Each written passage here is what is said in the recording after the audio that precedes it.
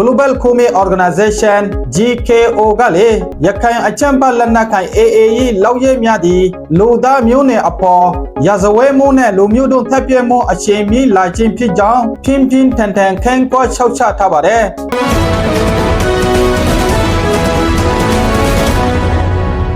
Assalamu alaikum မင်္ဂလာပါအာကန်ဒလီနျူးမြန်မာပိုင်းမှာကြိုဆိုလိုက်ပါတယ်ဒီကနေ့တင်ဆက်ပေးမယ့်သတင်းကတော့ဖလောဝါမျိုးနယ်တွင်ရခိုင်အကြမ်းဖက်လက်နက်ကိုင် AA မှစစ်မှုထမ်းရန်အထင်အာဓမစီယုံမှုကြောင့်ဒေသခံတောင်းနှင်းရှိထွက်ပြေးထင်းဆောင်နေရမှုအပေါ် Global Kumi Organization ကဖန်ကွက်ထောက်ပြန်ထားတဲ့သတင်းပဲဖြစ်ပါတယ်ချင်းပြည်နယ်ဖလောဝါမျိုးနယ်အတွင်းရခိုင်အကြမ်းဖက်လက်နက်ကိုင် AA ကစစ်မှုထမ်းရန်အထင်အာဓမစီယုံတင်သွင်းမှုများပြုလုပ်နေမှုကြောင့်ဒေသခံခုမိရှင်နဲ့မြို့ထိုင်းသားများတောင်ပေါင်းများစွာသည်နေရက်ဆုံးကအိန္ဒိယနဲ့ဘင်္ဂလားဒေ့ရှ်နိုင်ငံတို့တွဲပြထင်းဆောင်နေရကြောင်းသိရှိထားပါတယ် Global Kumi Organization GKO ကလေရခိုင်အကြမ်းဖက်လက်နက်ကိုင် AA လောက်ရဲများသည်လူသားမျိုးနွယ်အပေါ်ရာဇဝဲမှုနဲ့လူမျိုးတို့ထပ်ပြမှုအချိန်မီလာခြင်းဖြစ်ကြောင်းပြင်းပြင်းထန်ထန်ခံကွက်ချုပ်ချထားပါတယ်ရခိုင်အကြမ်းဖက်လက်နက်ကိုင် AA သည်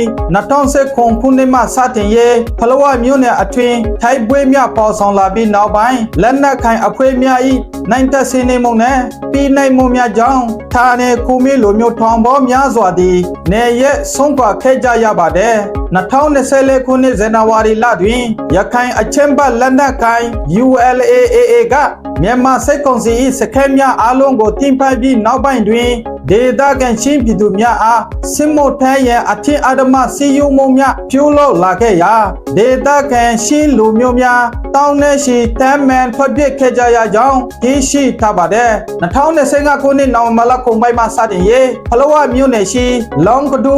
ရီမဝထုံးမဝအောက်တဲ့မဝနမဒါစသည့်ကျေးရွာများတွင်ရခိုင်အချမ်းဘလက်နက်ကိုင် AA အရာရှိများနဲ့၎င်းမှခဲအဲထားသောအုပ်ချုပ်ရေးမှုများကရွာလုံးချို့အစင်းဝေးများခေါ်ယူခဲ့ပါတယ်ထိုအစည်းအဝေးတွင်အမျိုးသားအသက်18မှ45နှစ်နဲ့အမျိုးသမီးအသက်18မှ35နှစ်အတွင်းဒေသခံများသည်စစ်မှုထမ်းရမည်ဟုဆိုကာအမည်စရင်းများခေါ်ယူခဲ့ပြီးထိုအစည်းအဝေးထရောက်သူအများဖြာကိုဖန်စီခဲ့ကြောင်းသိရှိထားပါတယ်အဆိုပါစရင်းခေါ်ယူမှုတွင်နနှစ်အသက်ကလေးမိခင်များပါမချမ်းပါဝင်ခဲ့ကြောင်းပေါ်ပြထားပါတယ်အလားတူ2025ခုနှစ်ဒီဇင်ဘာလပထမအပတ်တွင်လေဖလောဝါမြို့နယ်မိကျောင်းဒေသရှိမြို့လူမျိုးများနေထိုင်သောဝက်မပြတ်တင်မိတ်ဆ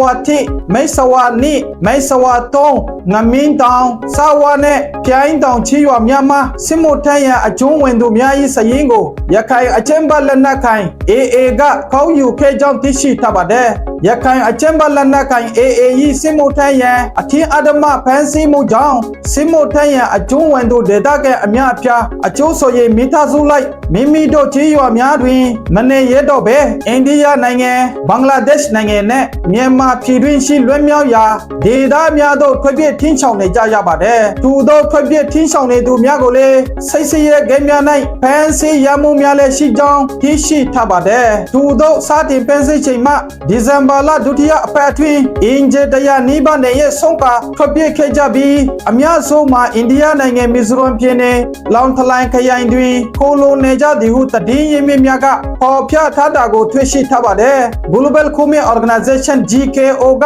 ရခိုင်အချမ်းဘလက်နက်ကိုင် AA ဖလောဝါမြို့နယ်အတွင်းနေမြေတင်ပိုက်ရှိမှစာရဲဒေသခံခုမိရှိလူမျိုးများအား၎င်းတို့၏ဇာတိမြေပေါ်မှဖြောက်ခွေသွားစေရန်ရည်ရွယ်ရှိလောက်ဆောင်နေမှုသည်ပုံမအချိန်မိလာနေသည်ဟုတောက်ပြန်ထားတာကိုတွေ့ရှိထားပါတယ် GKO ကရောင်းလောက်ရဲများသည်လူသားမျိုးနွယ်စုအပေါ်ရာဇဝဲမှုCrimes against humanity နဲ့လူမျိုးတုံးတပ်ဖြတ်မှု genocide ကျူးလွန်ခြင်းအချိန်ပိုနဲ့လာခြင်းဖြစ်ကြောင်းပြင်းပြင်းထန်ထန်ချောက်ချခဲ့ကြောင်းထောက်ပြန်ထားပါတယ်။ဤတည်င်းကိုခုမီမီဒီယာမှကိုကာဘီပေါ်ပြထားတာဖြစ်ပါတယ်။ Arkan Daily News ကိုချစ်ချူအားပေးတဲ့ပရိသတ်များအားလုံးကိုအထူးပဲချီးကျူးတင်ပါတယ်။